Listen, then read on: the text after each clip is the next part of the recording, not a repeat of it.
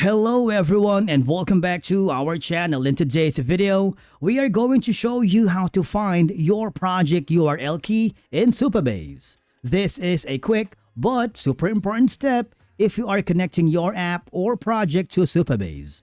Let's begin. Now, the first thing that you need to do is to log in using your credentials.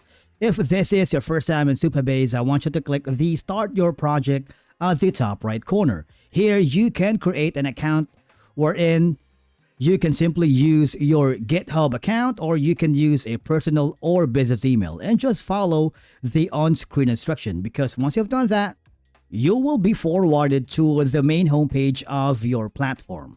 As you can see, the URL key in Supabase is super important, okay? And for you to be able to access that, I want you to go to the left side panel of your dashboard, okay, and then go to the project settings. Okay, there's going to be a gear icon that is found in the left side area. From here, there is an option for you to hover to the data API, and as you can see, you can simply find the project URL key.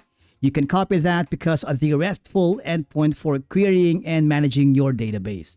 It's very simple. Copy that, and of course, this project URL is what your app uses to communicate with your Supabase.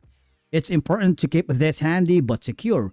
Remember, never share your service role key publicly because it has admin privileges. If you are using your keys in a front-end app, always use the Anon key instead. And basically, that's it for today's video. Now you have successfully found your project URL key in Supabase. If you found this video helpful, do not forget to hit the like button, subscribe, and we will see you again in the next video.